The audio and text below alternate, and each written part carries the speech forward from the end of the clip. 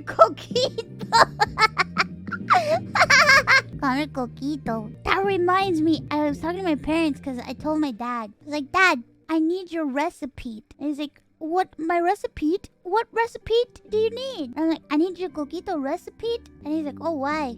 He's like, you can't make Coquito, you can't even drink. And I'm like, no, because I want to make it. And you're like, how are you going to make it? And I said, oh, I'm going to do a stream with Connor. I'm going to do a stream with Connor and we're going to make Coquito together. And he's like, oh, with the British man.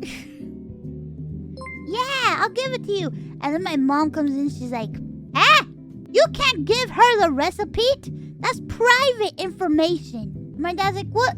What's wrong with that? She's like, listen, Fancy Boy is nice, but he can't have a family recipe. It's private. It's a family recipe only. And my dad was like, it's okay, we can share it with him. And she's like, are you okay with sharing it with him? This is for family only. And I was like, yeah, it's fine. And she's like, if you get the recipe, you can't do it on your show. And I'm like, what?